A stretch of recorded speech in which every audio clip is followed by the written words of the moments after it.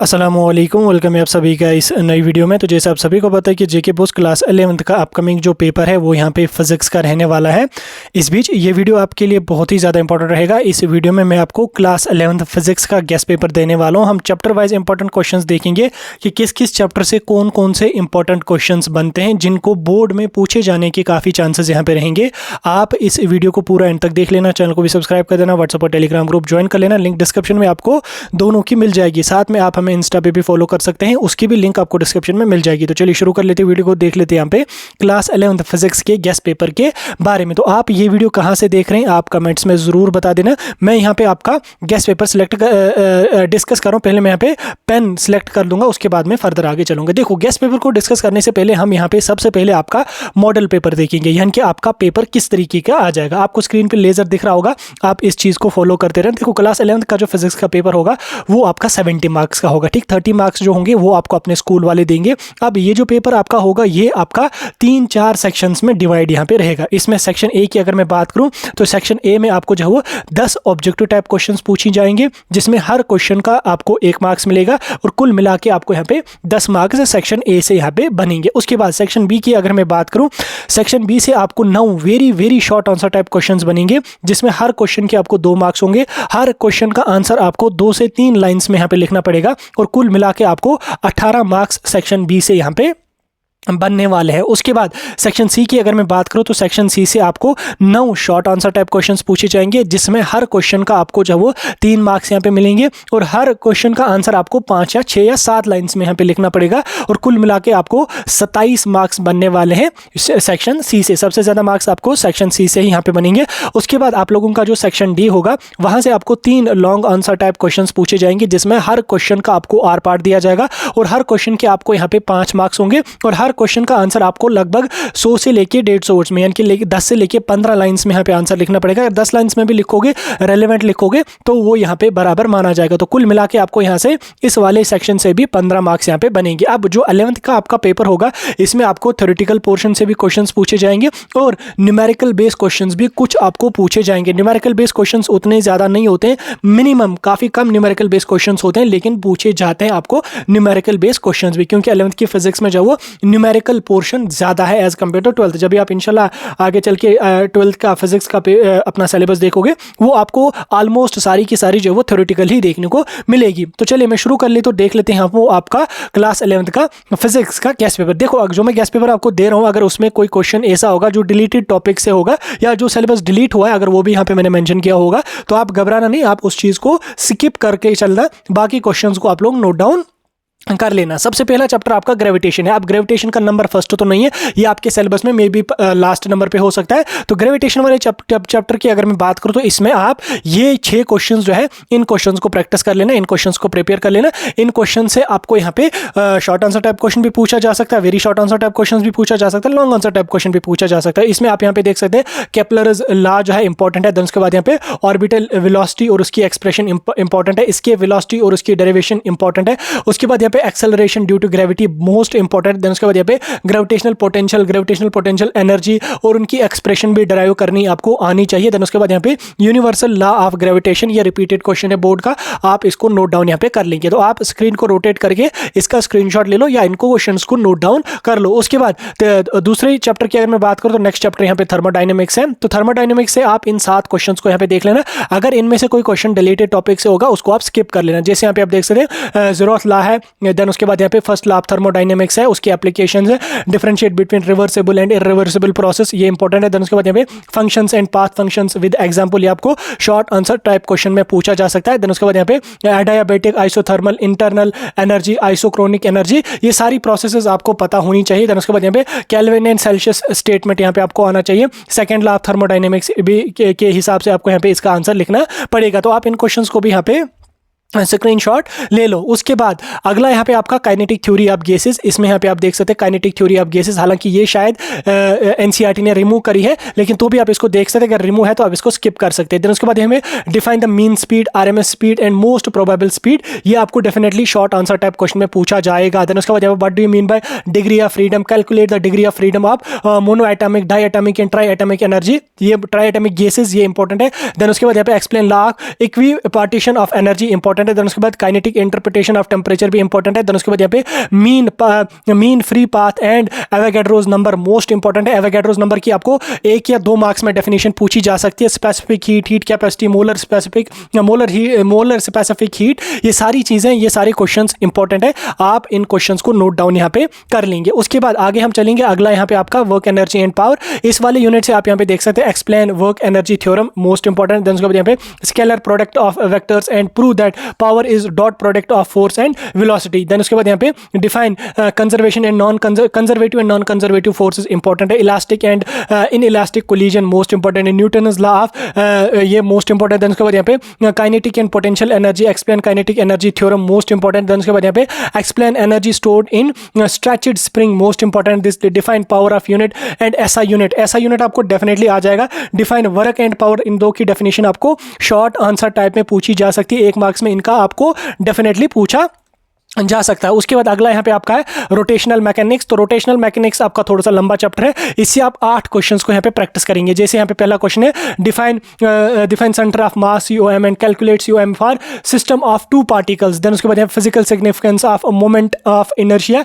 यानी कि MOI जिसको कहते हैं, and what factors it depend. Then उसके बाद यहाँ पे टॉर्क की डेफिनेशन पूछी जाएगी आपको। एंगुलर मोमेंटम क्या है, उसका रिलेशनशिप क्या है टॉर्क के साथ, तो ये पूछा जा सकता है आपको। इनर्शिया का पूछा जा सकता है, इनर्शिया कैसे चेंज होगा विद स्पीड ऑफ रोटेशन, इसको एक्सप्लेन करके आपको बोलना जाएगा। देन उसके बाद यहाँ पे explain the law of conservation of angular momentum, ये भी इंपॉर्टेंट है। देन उसके बाद यहाँ पे सेंट्रीपिटल फोर्स और सेंट्रीफ्यूगल फोर्स, ये आपको पूछा जा सकता है। देन उसके बाद what do you mean by radius of gyration and it's relations, ये इंपॉर्टेंट। देन उसके बाद यहाँ पे uniform rod, give comparison between linear and rotational motion, ये सभी क्वेश्चंस आपको इंपॉर्टेंट है। तो अब इन क्वेश्चंस को भी यहाँ पे देख सकते हैं। अगला चैप्टर आपका है काइनेमैटिक्स, 1 डायमेंशनल एंड 2 डायमेंशनल। यहाँ से आपको ये वाला जो क्वेश्चन नंबर 1 है, आप इसको हैशटैग करके रख लो, ये रिपीटेड है, हर साल के क्वेश्चंस में आपको ये रिपीटेड देखने को मिलेगा। और इस वाले यूनिट से आपको न्यूमेरिकल टाइप क्वेश्चन डेफिनेटली पूछा जाएगा। इसमें यहाँ पे आपको drive the equation of motion V = U + AT, S = UT + 1 / 2t, तो ये पूछा जाएगा। V =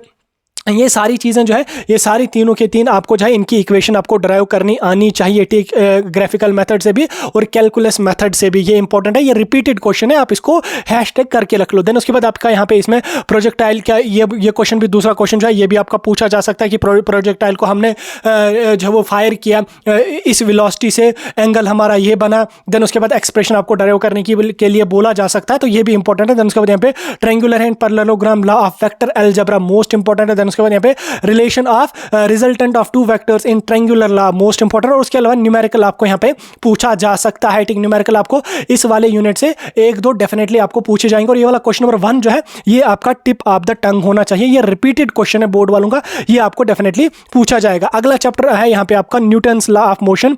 ये वाला जो चैप्टर है ये आपका थ्योरेटिकल ही है ऑलमोस्ट। इसमें भी आप लोग जो है इन 8 क्वेश्चंस को प्रैक्टिस करेंगे, जैसे state and explain law of conservation of linear momentum and brightly explain recoil of gun during firing of bullet, ठीक। फायरिंग ऑफ बुलेट वाला जो वो अक्सर बोर्ड वालों ने रिपीट डाला है, तो आप इसको भी पढ़ के जाएंगे। Conditions under which force doesn't work, ये भी इंपॉर्टेंट है। देन उसके बाद state and explain Newton's law of motion, second law of motion and why it is called the real law of motion, ये इंपॉर्टेंट है। First and third law of motion with example के साथ आपको explain करने को बोला जा सकता है, या इनकेस अगर शॉर्ट आंसर टाइप क्वेश्चन में पूछा गया तो आपको इतना ही पूछा जाएगा, state and explain Newton's first law of motion या explain Newton's third law of motion, short definition आपको बोली जा सकती है।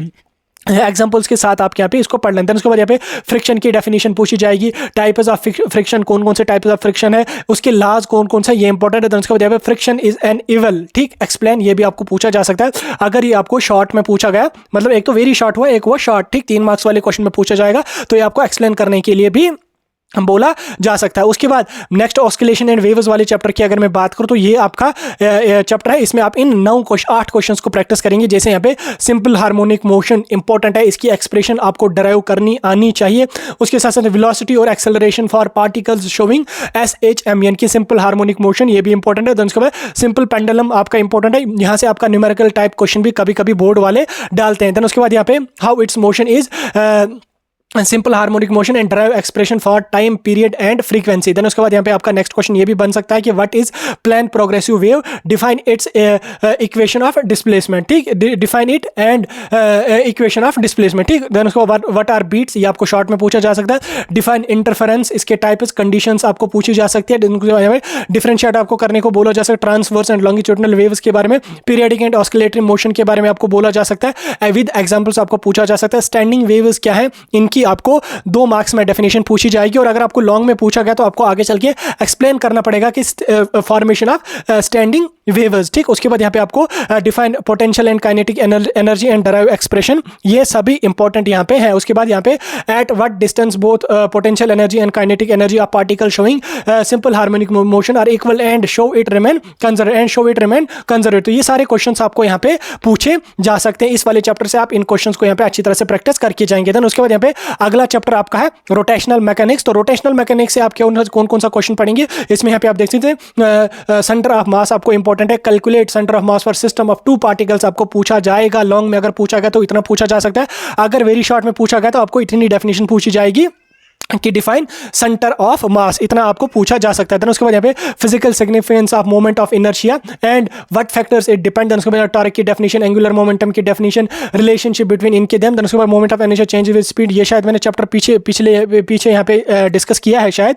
चलो इसको दोबारा से मैं देख रहा हूँ यहाँ पे। Define centripetal and centrifugal force, ये चैप्टर हमने शायद देखा अभी।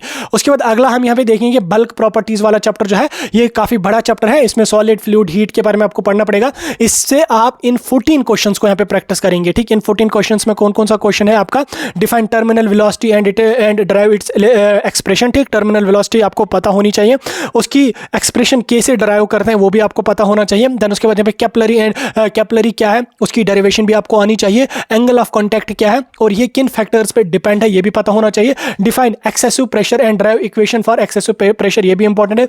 बर्नौलीज थ्योरम मोस्ट इंपॉर्टेंट है, उसके एप्लीकेशंस मोस्ट इंपॉर्टेंट है। रिपीटेड है, हैशटैग इसको करके रख लो, ये क्वेश्चन रिपीट होगा इस बार भी। देन उसके बाद यहाँ पे डिफरेंशिएट आपको बोला जाएगा लेमिनर एंड टर्बुलेंट फ्लो में। देन उसके बाद यहाँ पे न्यूटन्स लॉ ऑफ विस्कोसिटी आपका पूछा जा सकता है। रेनॉल्ड्स नंबर क्या है, सरफेस टेंशन क्या है, सरफेस एनर्जी क्या है, या इनके बीच में आपको डिफरेंशिएट करने को बोला जा सकता है। देन उसके बाद continuity equation and right it's equations, D, ये सारी चीजें आपको पूछी जा सकती है।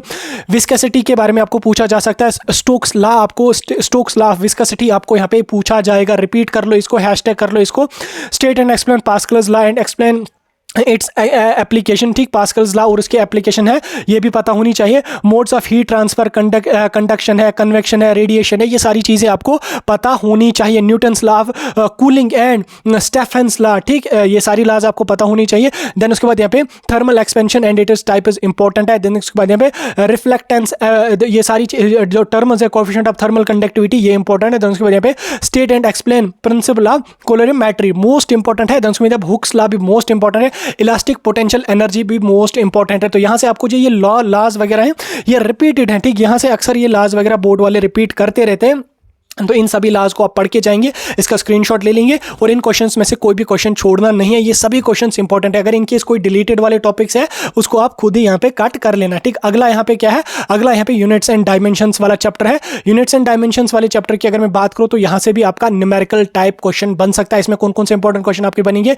डिफाइन लाइट ईयर क्या है, देन उसके बाद पार्सेक यूनिट क्या है, एस्ट्रोनॉमिकल यूनिट्स क्या है, ये शॉर्ट में आपको पूछे जाएंगे। प्रिंसिपल ऑफ होमोजेनिटी, ये इंपॉर्टेंट है, 3 मार्क्स वाले क्वेश्चन में ये क्वेश्चन आपका पूछा जाएगा। देन उसके बाद यहाँ पे डायमेंशनल एनालिसिस क्या है और उनके लिमिटेशंस क्या है, ये आपको पूछा जा सकता है। Correctness of equation F = mv × 2 / r, ये आपको पूछा जाएगा। डायमेंशनल एनालिसिस से ये क्वेश्चन आपका पूछा जाएगा। डायमेंशनल फार्मूला आपको बोला जाएगा कि आप प्लैंक्स कांस्टेंट का लिखो, ग्रेविटेशनल कांस्टेंट का लिखो, एंगुलर मोमेंटम का लिखो, वर्क एनर्जी एंड इलास्टिसिटी का लिखो, प्रेशर, फोर्स, सरफेस टेंशन का लिखो, डायमेंशनलेस क्वांटिटी का लिखो, एक्सेलरेशन ड्यू टू ग्रेविटी का लिखो। फंडामेंटल्स क्या है क्वेश्चन उसके आ जाएगा। ड्राइविड एंड सप्लीमेंट्री क्वांटिटीज, कौन सी क्वांटिटीज होती हैं। एक एक्सप्रेशन आपको बोला जाएगा, viscous force acting on body of radius r falling with the velocity of v with the dimensional analysis, ठीक। एक्सप्रेशन आपको ड्राइव करनी पड़ेगी। न्यूमेरिकल टाइप क्वेश्चन यूजुअली आपका ये वाला क्वेश्चन बन जाएगा, ठीक। आगे हम देखेंगे, आगे हमारा सारा का सारा सिलेबस खत्म हो गया, ठीक। ये था आपका क्लास 11th का फिजिक्स का guest paper chapter wise important questions मैंने बता दिए। आई होप अभी ये वीडियो आपको इन्फॉर्मेटिव लगा होगा। अगर वीडियो जरा सा इन्फॉर्मेटिव लगा, वीडियो को लाइक शेयर करके वीडियो को अपने दोस्तों के साथ भी जरूर पहुंचा।